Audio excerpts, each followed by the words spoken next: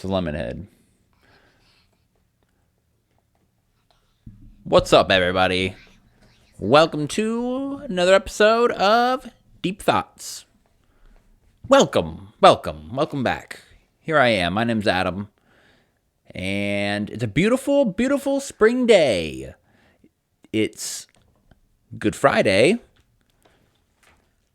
Yay, if that means anything to anybody. Awesome. That's awesome. I think it's awesome. You know, I don't know a whole lot about it. I think it's a Catholic holiday, and it has something to do with Easter and the resurrection of Jesus Christ. That's about it. It's about as much as I know. It's about as much as I know about Easter. But yeah, Easter weekend. I get 3 days off of work. Woo! Been on that grind, boy. Been putting in that work, making that money, slinging hot dogs. That's what I do. It's what I do. I touch cold wieners all day. It's my life, and I love it. But I need a break every once in a while. And so I'm trying to take the opportunity to podcast. We're actually making a trip to see my sister-in-law and her new baby this weekend to Iowa. So that's what I'll be doing this weekend, except for today. Today's a nice, chill day. Been playing some video games today, and we'll get into that, because that's what we're talking about. First, coffee. Too sour. Too sour, Daddy. It's good. It's good. This is a Guatemalan Antigua coffee. Light roast, because I roasted it myself. That's too sour. That is. If you don't want it, you can put it back in the wrapper. The lemon head's too sour, she says. Let me just put it back in the wrapper. This is what I do as a dad. Okay, maybe save it for later or something. Yes, got to spend a wonderful day with my daughter. And I'm podcasting. Now, we went out earlier. We'll probably go out here in a little bit, too. Do something. So, yeah. What was I even talking about? I don't remember. Oh, man. This is going to be difficult with the 4-year-old around. 4 years old she is. It's crazy. It's crazy. But, yeah. Today, talking about my...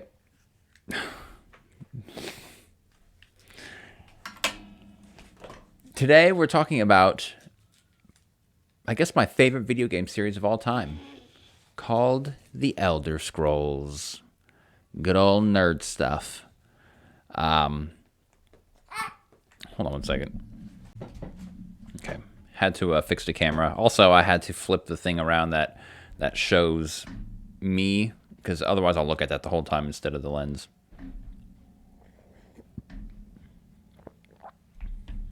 It's good. Oh, the coffee. Yeah, the coffee. That's what I was talking about before I got so rudely interrupted. Roasted it myself. Got some green coffee beans. And, yeah. Gave it a crack. Like first crack. It's a coffee joke. But yeah, so, roasted this myself. This is the fourth time I've attempted to roast it. Always very light, too light. As I figured I was roasting it too low. Because I would roast it for like 30 minutes and it'd be the lightest roast ever. Even too light for me. And I'm a light roast guy. And this time I turned up the heat way more, up more. And still got a light roast, but a lot quicker. And more of a full light roast. Like, not so light it's still kind of green, because that's how it was before. But a nice light brown, golden brown. It's tasting real good. I'm getting better at it. Getting better.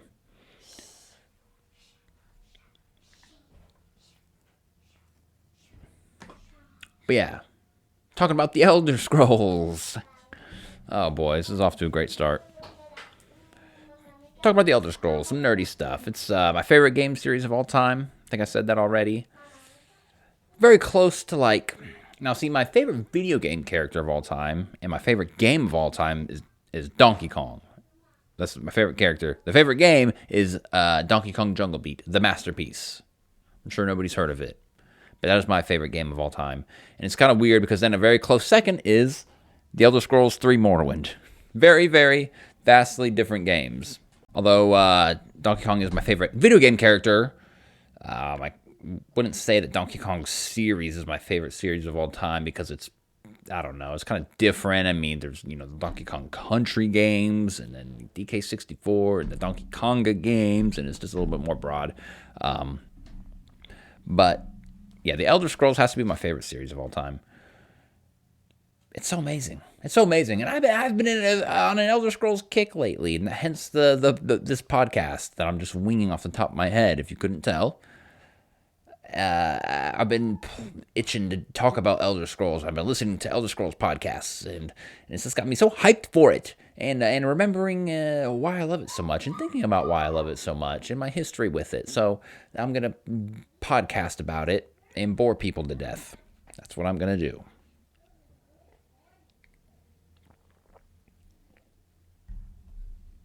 Because I need a topic for deep thoughts. I'm editing one right now. I don't need to talk about this. I'm editing one right now. I mean, I don't know why I don't want to talk about it, but it's just the same old story. I mean, I just take forever doing things. But this one I hope to get out quickly before the other one. The other one's a lot more tedious on editing because it's with another person right in front of me, and I suck at editing and trying to get the echo out of our voices. And it's not been fun. It's been a long, painful process for me. But anyways, so I needed a quick one to put out there to fill the void. Because I don't want to go too long without podcasting or making videos. I don't know why. I don't know why it matters. It really doesn't. But here I am. Yeah, I just want to talk about the Elder Scrolls, dude. It's so cool. It's so fun. That's my favorite fantasy thing ever. Lord of the Rings is right up there too with it, but I'm not nearly into Lord of the Rings as much as I am into the Elder Scrolls. Like the Elder Scrolls, I'm very much into the stories, the lore, all the different characters and the timeline, and it's very and I know the world of Middle Earth is very big and expands into like the Silmarillion, or however you say it. And I know nothing about that. I know nothing about all the work that Tolkien's put into Middle Earth. I just know the movies. I haven't even read the books. I just love the movies. Great fantasy movies. That have impacted me a lot, too. I don't know if they deserve their own Deep Thoughts episode, though. I mean, they're some of the most famous movies of all time. So, probably don't need to talk about it, but yeah, but for me, though, the Elder Scrolls, dude, is like, it was made for me, man. I don't know. I am so attached to that fantasy world, the world of Tamriel on the planet Nirn. Okay, these are the things we're going to be learning today on this very special episode of A Day of Thoughts on nerdy video games. Okay, because I love it. So, yeah, the Elder Scrolls is a series that's been around since like the early 90s. 94, I think, was the first game of theirs that came out. Made by Bethesda Studios, who are pretty big players now. Pretty famous people. That Todd Howard guy, you may have heard of him. Or seen him before. He's really he's like the Steve Jobs of like video games or something. I don't know. but Bethesda has done some very big things. Skyrim, the Elder Scrolls 5, right there, is just kind of put them on the map, in my opinion. I mean, that game blew up so much, I couldn't even believe it. And then Fallout 3, followed by Fallout 4, very popular games they make. And they got a new one coming out that's supposed to be really big. It's called Starfield. Sci-fi. I'm not as into sci-fi as much, but it would be a fun game. And we're all awaiting the Elder Scrolls 6. There's more than 5 titles. We'll talk about it in the series. But yeah, the Elder Scrolls 5 Skyrim was the last one to come out back in 2011. I remember because it was on November 11th, 2011. And it was the first time I ever waited in a line for a video game. And man, over 10 years ago. And that game is still so popular. I'm playing the VR one still every once in a while. Like, it's just so good, dude. And then you got, the Elder Scrolls Online, and we'll get into that too, as I just got done spending several hours playing. Got 1,000,000 XP in a dungeon. Leveled up like 10 times. Ah, yes, dude, the nerdy stuff. This is the good stuff right here. So yeah, the first Elder Scrolls game was from like 1994, and I'll try to put some pictures and videos up during this. It was a DOS game. It was a first-person fantasy RPG game, and if you look around that time, actually, that was definitely a trendy thing, especially after I think like Doom and Wolfenstein popularized like PC first-person games. I don't think it probably took long for them to start making fantasy games that were first person, choose the direction, this way down the dungeon or that way down the dungeon, and of course it would evolve more beyond that, become some of the most popular games of all time.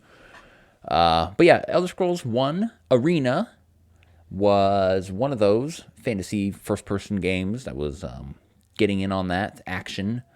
And I don't know. I don't know how popular it was. I didn't really look into it.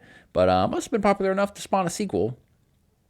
And I have played it, but it was not the first Elder Scrolls game I played. So maybe I should start with that. My history with Elder Scrolls. Yeah, let's do... Well, no, I'll just keep going. But then there was the Elder Scrolls 2 Daggerfall that came out. And I have played that as well. And I appreciate the old ones... Because even though I played them, like I said, way later, I went back and played them after already having played the Elder Scrolls 3 and Elder Scrolls 4, I think. Maybe I didn't play that. No, yeah, it was after the Elder Scrolls 4, pretty sure. Probably started playing Arena and Daggerfall around like 2009, 2010 maybe. And I could appreciate them. I like the old graphics, when it's a cool enough art style, and the Elder Scrolls has a really cool art style, I think. Has a real cool look to it. The music's cool, even in the old ones. The music is very cool. I don't know, I'm a very cosmetic person. I like how the armor looks, especially in Daggerfall. Like, Daggerfall's leaps over Arena. Arena is very basic, but I still had fun playing Arena. I did. I got into the story. The story's really good, I feel like. And I had fun playing it as a dark elf paladin. Go over all that stuff. You don't even know what a dark elf is unless you've played the game. It's not as racist as it sounds. Okay, kind of is, but still.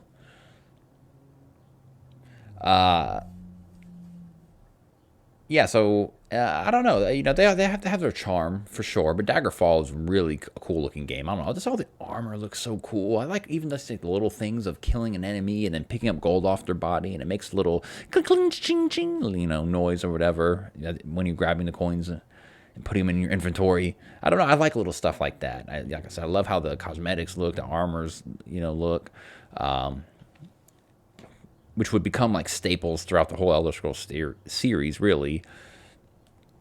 And going back and playing those games was interesting to see how things were back then and in the first two Elder Scrolls games, and seeing the similarities and differences. Now, after Elder Scrolls 2 Daggerfall, you had these two games, the Elder Scrolls Battlespire. I think that was after Daggerfall. It might have been in between Arena and Daggerfall. Never played it, have not even looked into it. I don't even know what it's about, really. I should look into it, though, because I think it does still contribute to the lore of Elder Scrolls. And then there's Elder Scrolls Redguard, which I believe that was like the first one Todd Howard really had like a lot of control over, or after he got his promotion, because Todd Howard is, the main guy of Bethesda games now. I started with the Elder Scrolls 2 Daggerfall. Pretty sure he was on that team. So people may hate all they want on Todd Howard because he is a bit of a meme, but I love the dude. I think he's awesome, and he's been there since almost the beginning of the Elder Scrolls, so he knows a little bit of something about it, and I feel like he's steered it in an amazing direction. Some others would disagree, though. Some people prefer the style of the old games, and I'll get into that in a second too.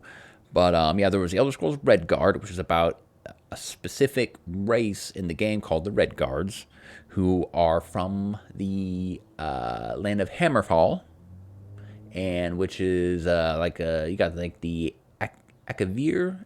I don't know. I don't know. As much as I love the series, I can't pronounce everything correctly though. The Akavir Desert, I believe it's called. Bangor Kai. It's a real deserty area of Tamriel. Which again, Tamriel is the whole like land. Tamriel is like the, I don't know, continent, I guess, in a way, and then all these different lands are countries. I guess that would be best to explain it. On the planet Nirn. Say it with me, Nirn. Anyways,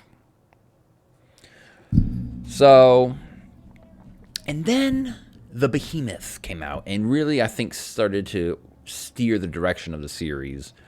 Because Redguard and Battlespire, from what I know of, are pretty different and are definitely like the least popular of the series, or the least known about, or least played. Like, nobody ever talks about Battlespire or Redguard. But then the Elder Scrolls 3 Morrowind came out.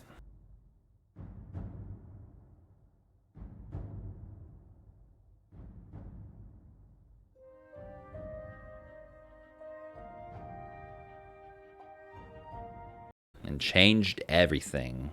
Changed all of our lives, especially mine. Yes, dude, this is still my original copy of the Elder Scrolls 3 Morrowind Game of the Year edition for the original Xbox. See the back there. Talks about because this is the Game of the Year edition, which has become a popular thing. Bethesda does with Elder Scrolls now is they got the base game, and then they'll release like 2 expansions for it. Like this has the Elder Scrolls 3 Morrowind, the expansion pack Tribunal, and the expansion pack Blood Moon. It comes with all of those. And so the back of it's just talking about the different games. And dude, I remember just looking at the back of this and, oh dude, I mean, it just made my imagination blow up, man. Like just seeing the dark elf and his bone mold armor, and then this guy, I was like, what is this red armor? You know, especially before I even played the game. And oh, there's werewolves and Blood Moon. Like what? Then this red armor that this guy's wearing is Royal Guard armor from Tribunal and the city of Mournhold. It's so good. And so I first got exposed to the Elder Scrolls through my older brother, who would expose me to a lot of cool things in life, especially video games. But I remember one day we were at Best Buy, and for whatever reason, maybe it was for like, it might have been for like Easter or something like that. I might be mixing memories up here, but I remember we were at Best Buy, and I believe I was selecting out a video game I wanted for Easter, which, funny enough, it's Easter time, and my brother was as well. And if not for Easter, then we were just able to get a game for ourselves because we were spoiled. And I remember my brother wanted, I believe, what is it? Kingdoms of Fire? Is that it? Or some game that was rated M for Xbox. And I was about to say, Morrowind. Yeah, Morrowind isn't rated M. It's rated T. Which is crazy because the rest of the series is rated M. And my mom wouldn't let him get the rated M game. So then he was like, well, how about this game? And it was the Elder Scrolls 3 Game of the Year edition for Xbox. And mom said okay, and I think I got NFL Street 2. If it's the Easter thing memory that I'm having, I remember getting myself for Easter picking out because we got gifts for Easter because we were spoiled. Okay, white privilege. NFL Street 2 for GameCube, which was a dope game, dude. That game was dope. Oh, dude, I would love to find that for my GameCube again. You created a whole team. You did pickup games. I'll do an episode on NFL Street 2. But yeah, and my brother got the Elder Scrolls 3. What do you want?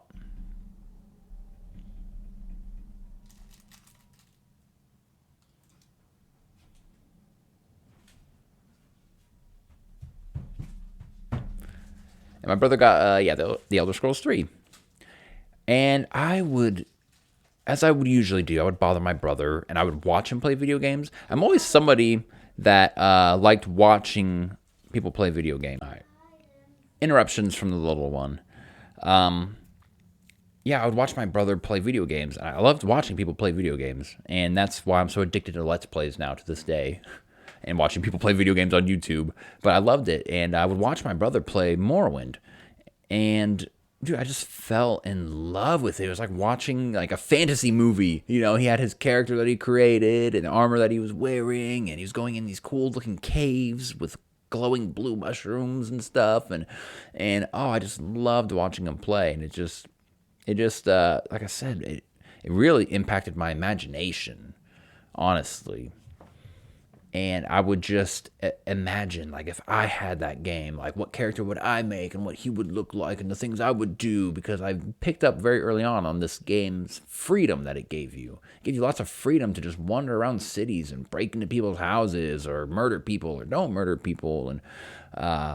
And I loved that. You know, I loved that early on about, like, any RPGs or, you know, any kind of video games, even like Pokemon that just let you walk into people's houses and stuff. Like, just the exploration of exploring like a city. I loved that, and this game had so much of it. And not only that, but it had the law. Like, you couldn't just walk into everybody's houses. Like, sometimes they were locked, and you had to break in if you wanted it in there.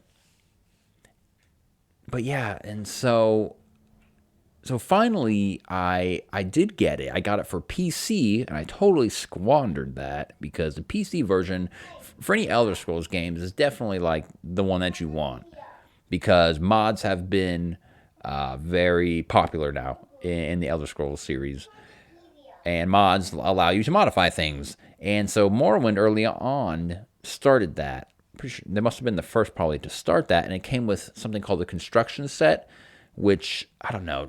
I still don't know exactly everything that you were able to do on it, but it had like mods and stuff, and who knows what else it had in it, but it expanded the game greatly.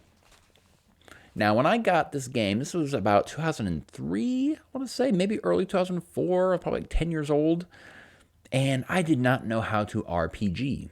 This is an RPG series, if I didn't mention that. It's a role-playing game. It's a nerdy boy game, okay? You level up, and you gain skills, and you chop your swords at things, and do your magic spells.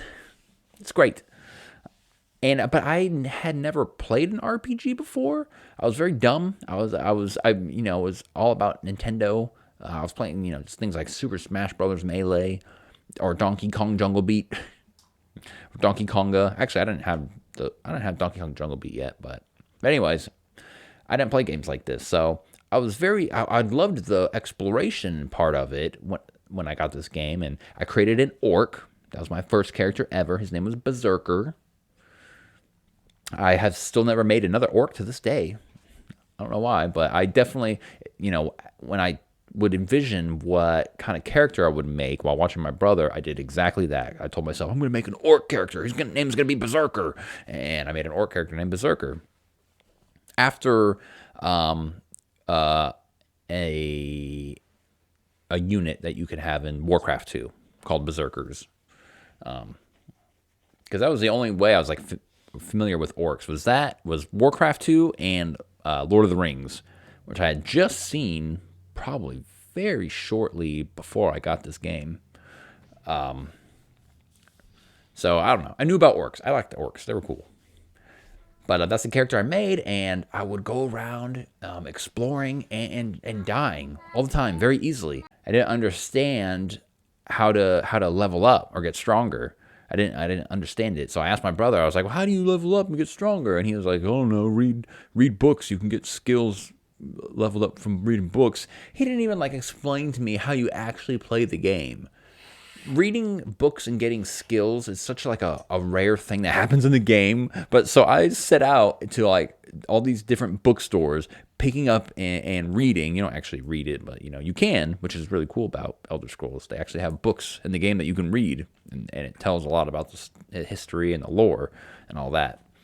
And I'd pick up the books, trying all the books in these bookstores, trying to get a skill to level up, and it would happen 3 out of every 50 to 100 books or something like that, and I leveled up to level 2 I managed to get to level 2 after forever doing it that way. But so soon I gave up. I gave up because I thought it was like too difficult, I guess. And then I didn't really mess around with RPGs for like a whole nother year or so.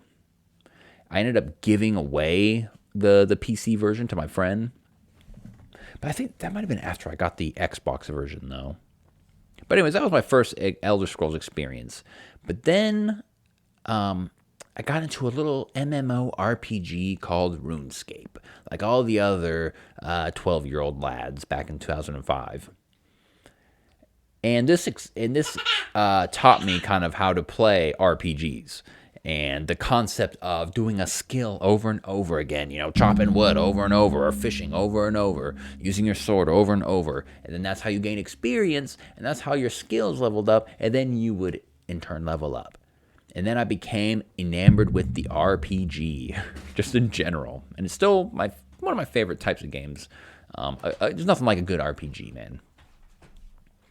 Especially one like the Elder Scrolls that, in my opinion, immerses you, which I know is kind of like a pretentious word, but yeah, I like to be immersed into another world and feeling like I am in this world, exploring and doing quests and saving the damsel, or getting Kwama eggs from the mine. Morrowind references. And so I started playing more RPGs. I remember renting like Baldur's Gate 2 with my friend. This EverQuest game, what was it? Champions of Norath. We would rent these games, and again, I understood the concept of leveling up and getting rewards and XP and all that stuff. And it's just, you get addicted to the XP, man. You get addicted to the gold and the reward. I love all that stuff. I love the quest and the reward and finding treasures and cool items, cool weapons. I love all that stuff, dude. I started falling in love with all of that. And so my 13th birthday was coming up in 2006, and I was just so exhausted of the friendliness of the Nintendo GameCube and Nintendo in general. And I felt like I was missing out on these good first-person shooters, and all the Ghost Recon games always were all better on the Xbox than they were the GameCube, and Madden was better on the Xbox over the GameCube. And I never really thought about PS2 for some reason, probably because my brother had an Xbox, so I saw what games he was playing, and I would get jealous. And so I was like, I finally want my own Xbox for my 13th birthday, and I want the Elder Scrolls 3 Morrowind Game of the Year edition. And so I knew I was going to get the game because as I got older, it really just was more like, our parents would like take us to the stores and stuff like that. Like I mentioned with Easter, and be like, okay, what do you guys want for Easter and for your birthday? Just pick them out now. I had a fun childhood. It really was. And so I knew I was going to get the Elder Scrolls 3 Morrowind and the very first Star Wars Battlefront. Because I wanted that game too. I needed a nice, good shooter game that was not for the GameCube. And so I started sneaking my brother's Morrowind because I already had the Xbox. It was the Xbox I got from my older sister. She had the Xbox and she barely played it, so she was going to give it to me for my birthday. So I started sneaking my brother's Morrowind days before my birthday and putting it in the Xbox, my sister's Xbox, and playing it on there. And I created my own character already. This Argonian hunter named Chameleon. Very creative. And I leveled up to like level 6 because all of a sudden I understood the concept of RPGs, and I started leveling up so fast. I leveled up to level 6 before my birthday. And so then I had to, then I wait for my birthday, and I had my birthday, got the Xbox, got Morrowind, and started playing it, got my copy right away. And my brother, I remember, came in my bedroom and was like, what level are you? And I was like, level 6. And he was like, whoa, how did you level up so fast? And I was like, because I was sneaking his game like I used to do a lot growing up. I used to steal his games and stuff. I used to sneak into his room a lot. I was just like that annoying little brother. But, yeah, and I was off to the races, man. Morrowind was like, it was my first like video game addiction, I'm pretty sure, where I would just play it for hours, dude. Oh man, I just remember I have so many good memories of being in my bedroom, which was like a sunroom.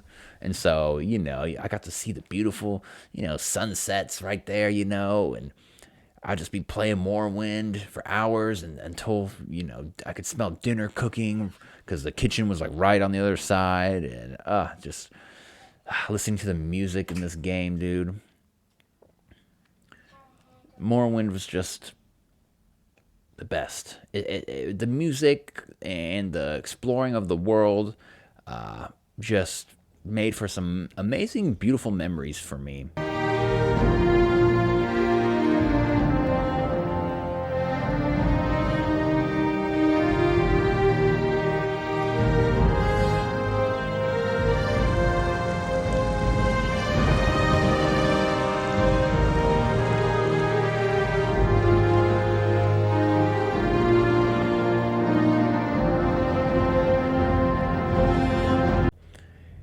And I started noticing real sunsets. I loved paying attention to the sunsets and sunrises in Morrowind. I used to just love looking at the sky in the game, looking at the clouds in the game, to that beautiful Jeremy Soule soundtrack. I'll definitely have to put some of his music in here. I don't care if he claims it. I don't plan on making money off this. So, yeah, Jeremy Soule, he's done the music for ever since Morrowind. And yeah, it started making me notice nature more in general. Like I said, it was the first game I really felt immersed in, even though I was a lizard man. But just walking around and traveling, doing, quest to quest, and those moments in between of going from one city to the next city, dude, I started just loving just walking around in this world and just looking at the river next to me or at the night sky or, everything. The architecture of the buildings and the mushroom trees, because Morrowind had a very cool world. It was very interesting and unique, and I wouldn't appreciate that at first, though, until a little bit later on. But yeah, I just started paying attention to nature more outside in real life. I'd go outside and just look up at the clouds and hear the birds chirp, and like I said, watch the sunset. I started going on walks around my cul-de-sac. Like, it really, I don't know why it ticked that in my brain, but it gave me just this appreciation for just our world and nature and everything around us, man. It's so beautiful, man. And although we don't live with mushroom trees and stuff outside, I can still appreciate a good palm tree or a good big oak tree or a pine tree. I love trees, man. I love them trees. I love everything. That's why I love springtime now so much, and seasons in general. Every season has its beauty, but I really love the winter is my least favorite. It's just kind of ugly unless there's like snow in the trees or something.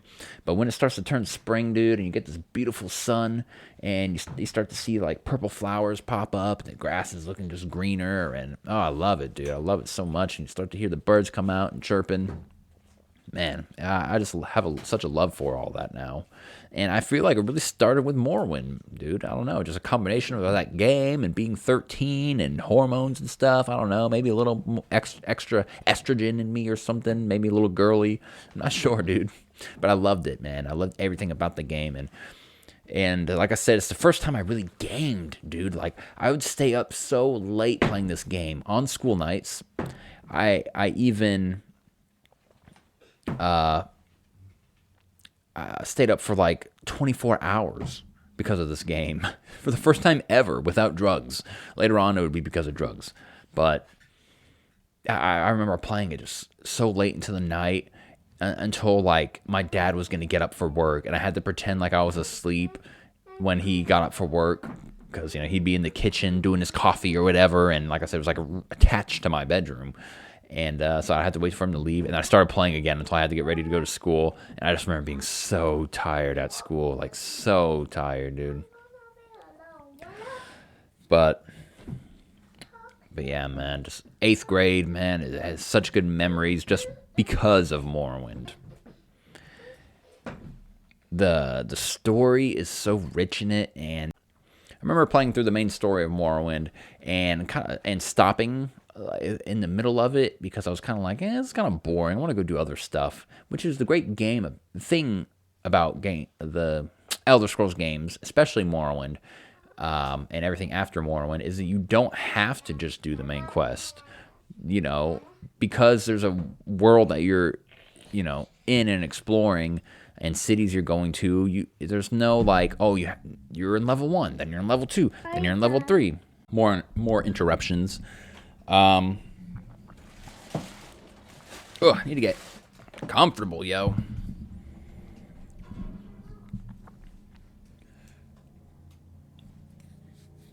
What was I talking about? But yeah, just that day I stayed up so late, super tired the next day. But yeah, it made my whole 8th grade year amazing. Even though I was such a shy, quiet kid, always was, and school wasn't always that easy, especially 8th grade. It was okay, but I didn't try to make friends, so I didn't have many friends. I had a couple friends, but so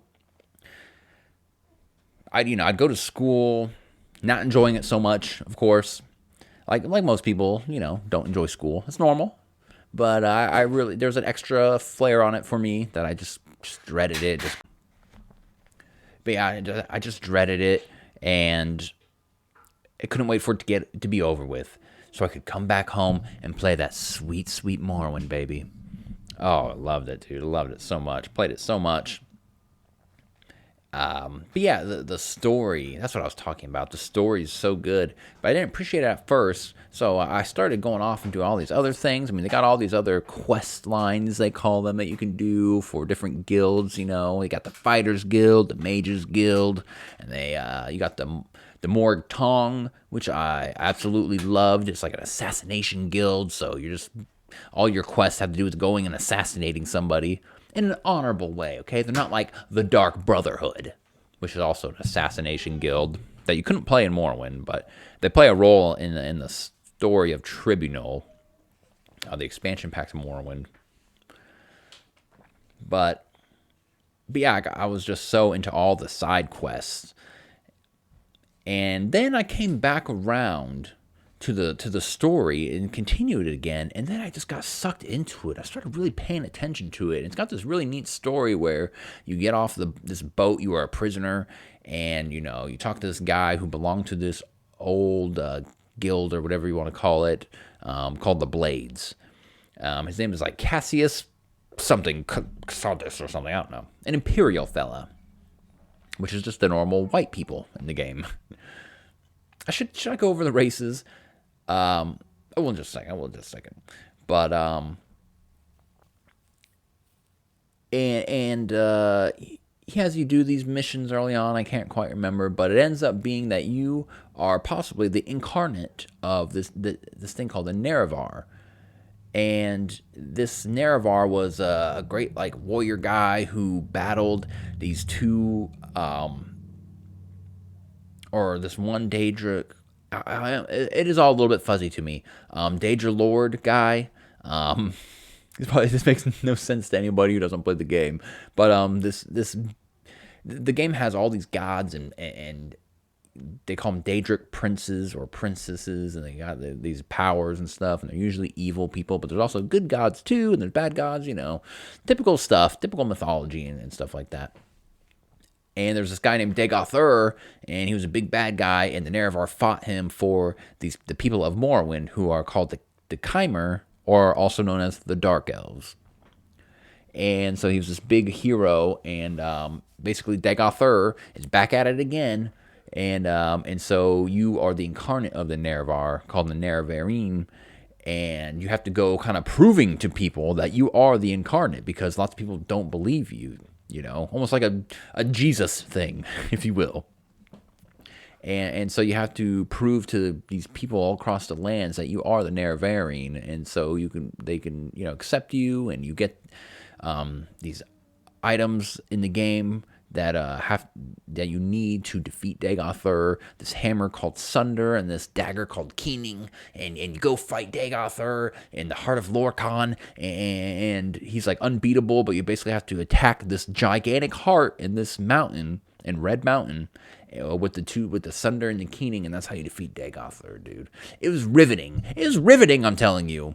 It was such a good story. I never got so immersed into a video game story before, and really haven't since then.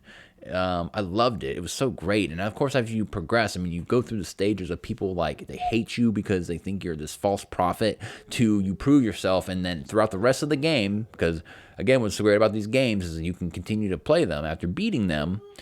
And, all the dialogue with all the people, the lands are people like, kind of almost worshiping you, they're calling you the Nerevaring, they're accepting you and what you did and thanking you for what you did. For curing the blight, as they say, because Dagother was spreading a blight throughout Morrowind and making people sick and evil and almost like zombies. And so you saved him, and it really felt like I was this big hero in the game. But yeah, man, it took me like a year to beat that, and then I moved on to the expansions. And see, that's I could do a whole episode on Morrowind, and I totally thought about it, and I probably should have, but yeah, just that whole experience of playing that game has just left me with such wonderful memories. I still, when I'm just walking around, even if it's from my car into Walmart, I start humming Morrowind like.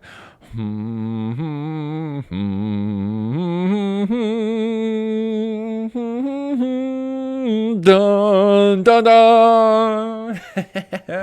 It makes everything in life a little more epic. I do the same thing with Lord of the Rings music, though, too. But, yeah, it just, like I said, really impacted me back then and got me into fantasy games, fantasy books, King Arthur books I started reading, which led me, of course, to my favorite book, Le Morte d'Arthur. It just, yeah, dude, like I said, it affected my love for outside and nature, and I contribute that all to the Elder Scrolls 3 Morrowind, man.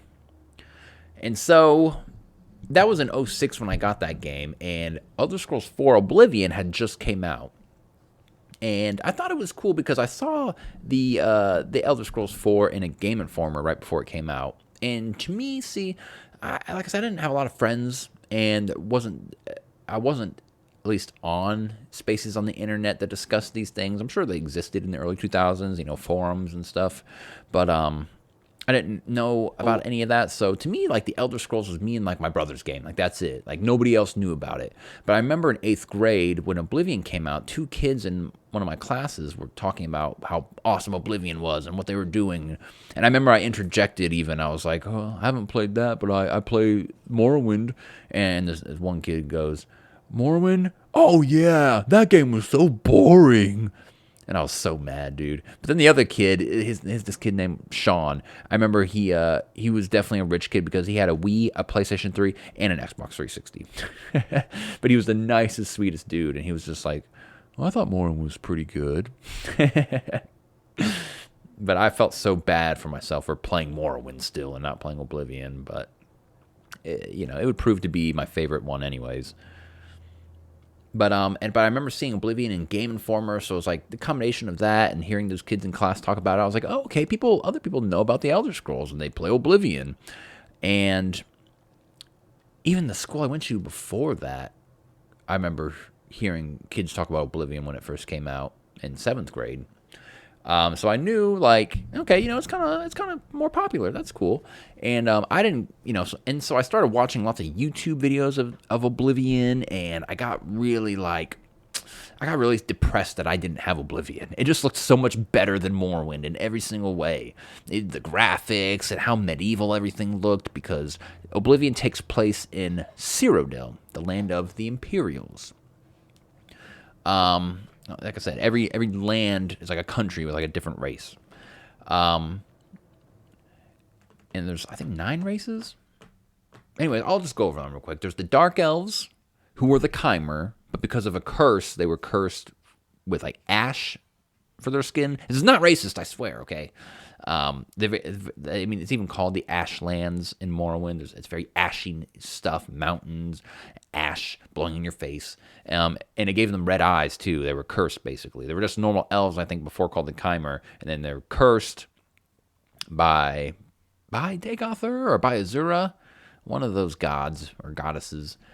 and they became known as the Dark Elves. Then you got the High Elves of Somerset Isle. You got the Khajiit, which are the cat people of Elsewhere. You got the Wood Elves of Valenwood. You got the Imperials of Cyrodiil. You got the Bretons, which are other kind of basic white people of High Rock. You got the Red Guards of Hammerfall. And then you got the Nords, which are like kind of like Viking people, the Nords that we all know and love from Skyrim. And then Hrothgar's the land of the orcs. I think I got all that. Yeah. Oh, the Argonians are the lizard people, and they're from Blackmarsh. So there you go. And so Oblivion, so you notice the theme in the series. Elder Scrolls 1 Arena you actually had to travel to all the lands from the very first game to get these parts of the staff of Magnus. And so it's a long fetch quest, but it still was engaging to me. And then you got the Elder Scrolls 2 Daggerfall, which takes place mainly in the city of Daggerfall, which is in the land of Glenumbra, which is in the area of High Rock, the home of the Bretons. But it really takes place not in all of Glenumbra, but just a big chunk of it. And it's a really big map. But Daggerfall, like Arena, didn't really let you explore the world that much. You could explore the cities, and the cities were huge, but it really was you just get a quest, you fast travel to that cave or dungeon that you need to go into, and then it's just a dungeon crawl kind of game. You don't really get to go in Arena, at least. I don't think you really get to go outside and explore too much. But Daggerfall, it's like you can fast travel to one of those caves or whatever that your quest is supposed to go to, and you can travel throughout the lands, but there's nothing. There's nothing that like they would add later on in Morrowind to make you want to go explore. But it was like the biggest map. Like it's a ginormous map for a video game. It's like incredible that they even did that. But they would downscale it way more for the other Elder Scrolls games. Just of course because so they could add so many other features. And Daggerfall's story was okay. I think you have to save. You have to do something with some. I never beat it. I never even got that far in it, so I don't know. It has something to do with freeing the spirit of some ghost, some dead king, or something like that. But anyways, then you got Morrowind, which is the greatest story, and then you got Oblivion. And so I was really obsessing over Oblivion. Really couldn't wait to play it. And I finally got it in 2008 with my Xbox 360 for Christmas. And it was the Game of the Year edition, the same copy right there. So it came with, so they already had the 2 expansions come out. And so I got the 2 expansions with it, Knights of the Nine and Shivering Isles. And of course I was so into this game. Made my an Imperial Crusader-like character. Because I wanted to go more like the knight route instead of like my Hunt Argonian, which was very much like spears, which I don't have in the Elder Scrolls anymore. But and bows, and so even though this character, I still used a bow for like half the game before I stopped using them because Oblivion really made bows very easy and very OP, as we say, very powerful, overpowered in the Elder Scrolls. It's deemed the term stealth archer, which is the most abusable thing you can do in the Elder Scrolls games now. You can abuse the stealth tactic by sneaking up and just using your bow on all the enemies and killing them so fast. But, I was into that even before it was cool, okay? Like I said, I had my I used a bow in Morrowind, which was a lot harder in Morrowind. The game mechanics were different. You could swing a weapon or shoot an arrow at an enemy, and it could just miss a bunch of times. It was more like a random generated thing, and the higher skill you got, the more you started to be able to hit things. So, like now, because I still have the same copy of Morrowind on the same Xbox since 2006, so that's 20, okay, so like 17 years, I still jump in and play my original Morrowind character 17 years later. 17, my favorite number, 17. 17 years later, dude, I still play him. I'm still trying to level him up and finish quests that I've never finished. He's level 71. My bow skill's like 90 or something like that. You max out at 100, but I don't miss anything. I don't ever miss. It's like one-shot kills all the time. But I worked darn hard for years to get that skill up. And it's so much easier in Oblivion, because in Oblivion, when you swing at something, you always hit. but the damage you do depends on your skill and also what material or weapon that you're using. You got to up your skill to use better weapons. And everything was great about Oblivion. Like the world, the music, still awesome, amazing moments running around the world, and everything in Cyrodiil is so bright and beautiful, and like I said, more classic medieval look,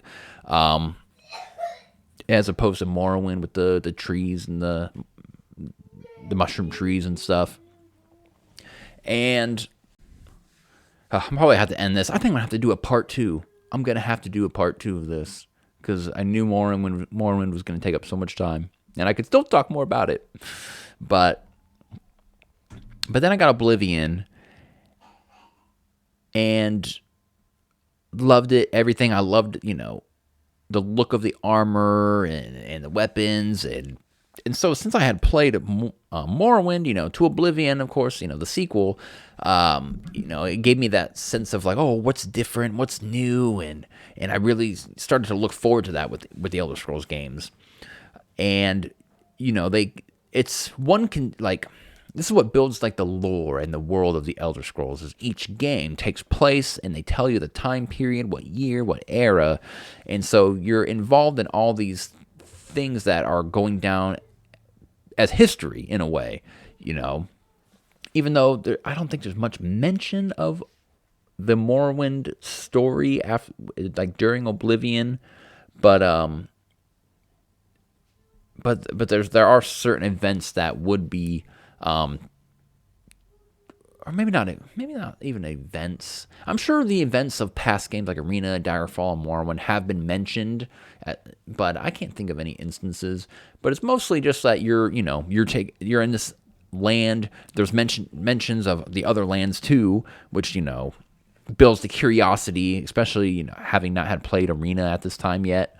Or even there being a good enough Elder Scrolls game until Elder Scrolls Online to show you the other lands. You just had to hear about them. So in Morrowind, you're just in Morrowind, but you might talk to an Imperial who talks about Cyrodiil, or you'll talk to a Khajiit who talks about Elsewhere, but you're left with just like your imagination of, oh, I wonder what the land of the Khajiit's like, or I wonder what the Black Marsh is like, where the Argonians come from, And that's is an amazing thing though about these games is that when they take place in one area, you get to explore that culture and that race, and learn about their history. And so Cyrodiil is like one of the most famous parts of all of Tamriel because it's right smack dab in the middle. It's one of the biggest. They have had lots of control over the things in Tamriel that have happened. And like I said, it's land of the Imperials. They're kind of it's very influenced by like Romans and the Roman Empire, I feel like. And that's why Oblivion looks so kind of straight, like just, like I said, classical look, classical European look. But I loved it at the time, and it's exactly what I wanted. And I didn't have like any problems with that game, really. I mean, we could all make fun of the way the characters look. Sure. I did notice that one of the things I didn't like is that they minimized dialogue. Morrowind was the last Elder Scrolls game where there's actual real like amazing dialogue where you could talk to a character and ask them about 20 different topics. And and that's how you learned about lore too and the world of Elder Scrolls by talking to characters. It made talking to just random NPCs really fun, but Oblivion minimized it so much where you only talk to characters about very like specific things. You only get like one or two choices of dialogue, and that always did bother me. But it improved a lot of things, whereas Morrowind, when you talk to characters, it's just text. Like they might have a voice when you walk up to them, like, "Hello, Outlander. What would you like to talk about?" Or something. "Hello, Musera." But then when you talk to them, then it's just text. You just read text, whatever their response is. But Oblivion changed that to where everything, responses and everything is voice, But yeah, so that was a change. I didn't I preferred how you talk to people, but didn't like that they took away so much of the dialogue.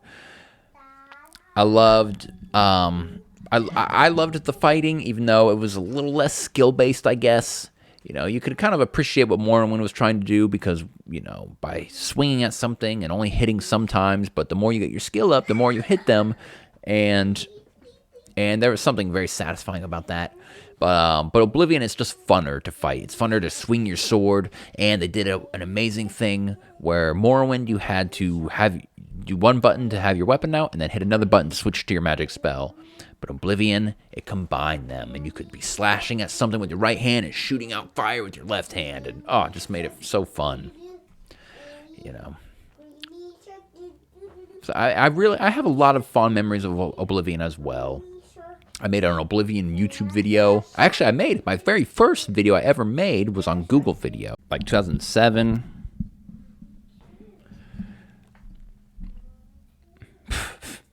Hair in my mouth. I could splice that in here though somewhere. And then I made a video of Oblivion of killing the Adoring Fan, which was a very popular meme at the time on YouTube. That was back in like 2010, I think, maybe.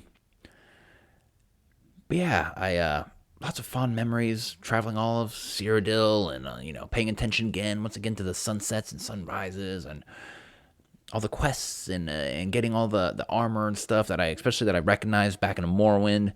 You got your strongest stuff like the ebony and daedric materials, and it feels like an achievement in an Elder Scrolls game when you start getting that armor.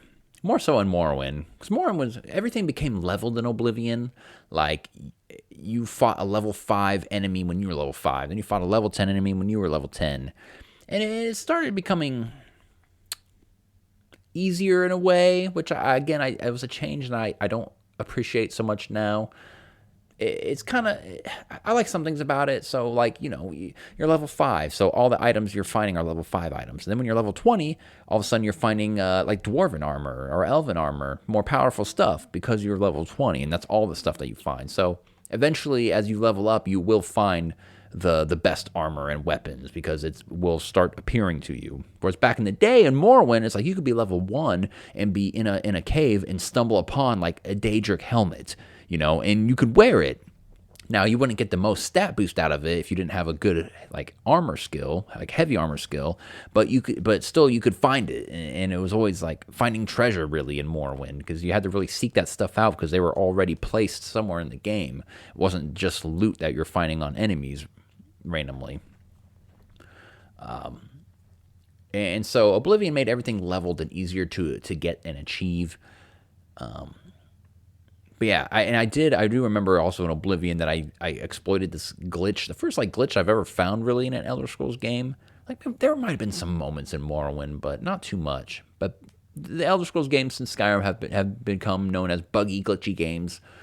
But I remember Oblivion, there was this quest where you had to cure yourself of being a vampire if you became a vampire, which was a very stressful time in my life when I became a vampire in Oblivion, because it's hard to do anything as a vampire because everyone knows you're a vampire. They don't want to deal with you. They don't want to sell items to or let you buy items. It just makes your life so much harder in the game.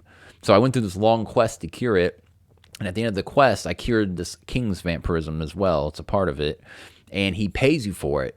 And so I clicked on, to get my reward from him, and I was like, what if I click on it again, just randomly? And he paid me like another like 10,000 gold.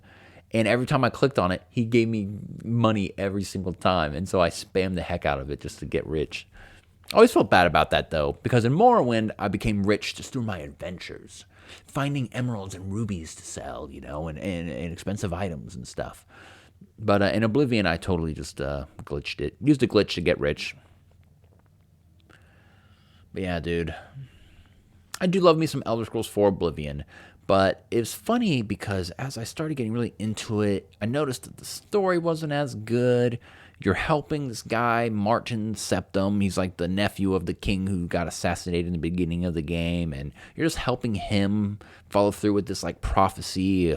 You're trying to stop the gates of Oblivion from opening up. And there's some cool parts to it, but I always felt like his lackey. Like, you're not the hero this time. You're helping the hero. You're doing all the groundwork and the dirty work for him. You're finding his pieces of armor and stuff in these caves, and even though, you're doing all the killing and stuff like that. It's like not fair. It was a little unsatisfying. The expansions were okay. Knights of the Nine introduced my favorite armor ever. It's like this Crusader Templar armor. I love it. I wish they would bring that back in one of the games. And then Shivering Isles was definitely one of the most fun. You got to go to a more interesting looking land with the mushroom trees and stuff in the land of madness or whatever. And you had to deal with Shilgorath, who's become a total meme as well. It's a very silly character, Daedric Lord. And that game was very fun too. I had a blast playing the expansions.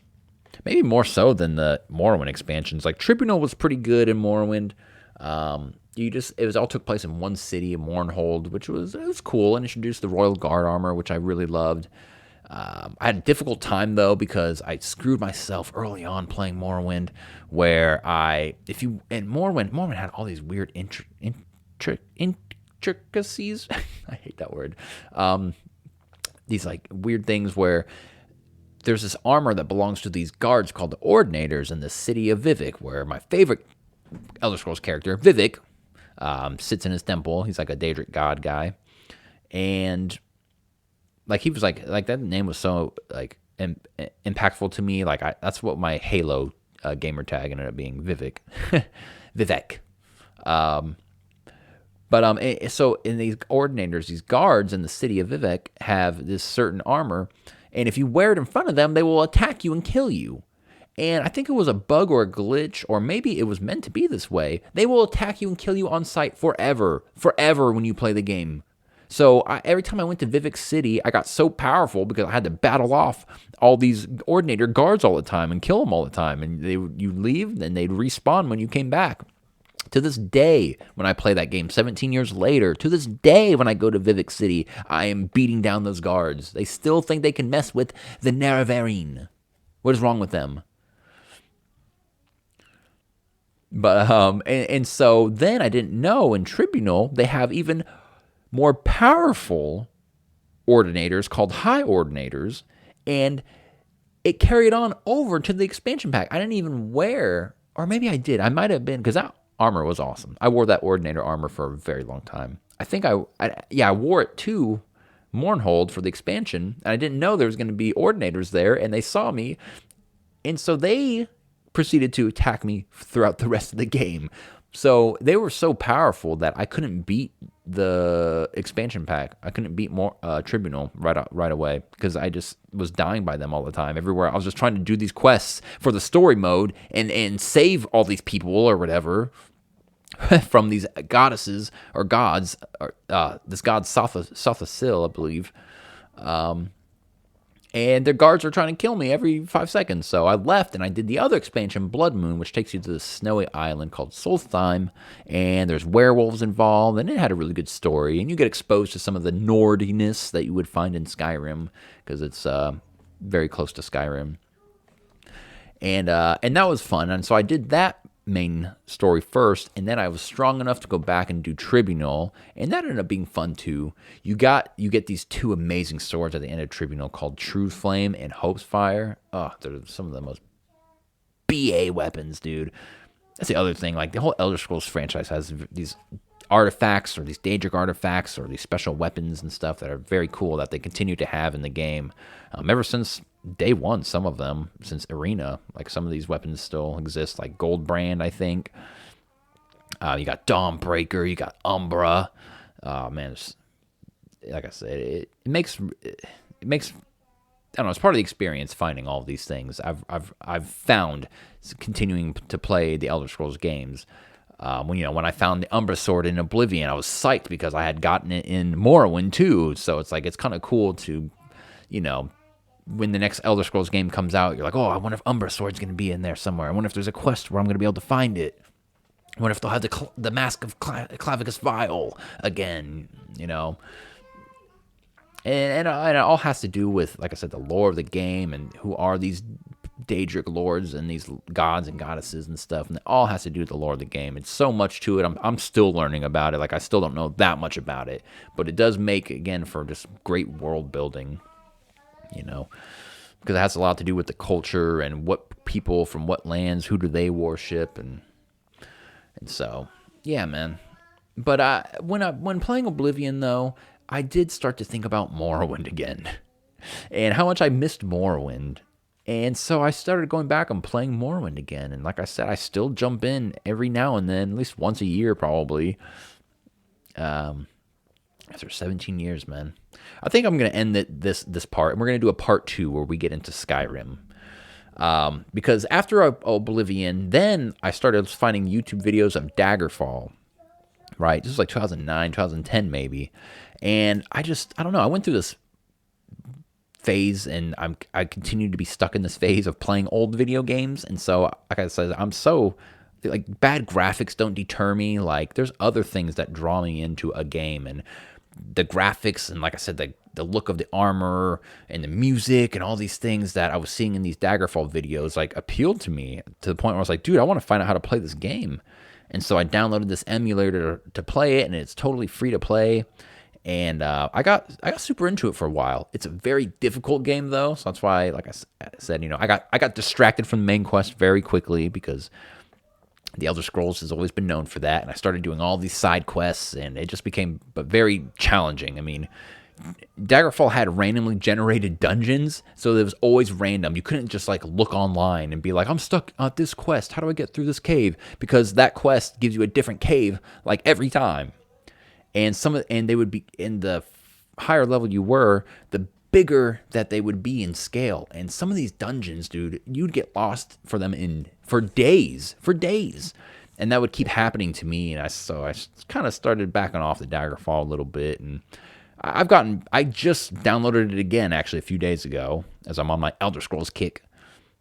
I'm trying to get back into it. I'm playing it on the Unity version now, though, so the graphics are slightly updated, which I actually kind of prefer the old graphics. But so that's how I got into Daggerfall, and then I found Arena, which, I played it the same way on an emulator, and so I finally got to experience the old first 2 Elder Scrolls games, and they're good in their own right, and they add to the story and to the lore and everything, so I appreciate them. But yeah, so then I'd go back and play Morrowind. And I was going back and forth between Morrowind and Oblivion, and then Skyrim was announced, and I saw it in a Game Informer magazine, and so here I am. Here's the series now. I've played the very first 2 originals. I've been following it since Morrowind though. These are like my favorite games now. These are my games now. Even my brother was like not even that much into Oblivion. I would talk to him about Oblivion, be like, dude, this happened, and I'm at this part of the game, and he's like, oh, I stopped like way in the beginning. I don't even play it. I'm like, well, you got me into this stuff. It's your fault that I'm addicted to these games. It's your fault, Matthew. But yeah, and so there was like this slow drum of the hype around Skyrim, and I did not expect it to be as big as it was. But we'll save that for a part 2 of this, because like I said, I just love this game series so much. I could talk so much about it, and it's not going to be interesting to most people, but I don't care. So we'll talk about Skyrim in the next part of this, and Elder Scrolls Online as well. And yeah, until next time, okay, people? Think freely, think often. Enjoy beautiful spring. I love you guys.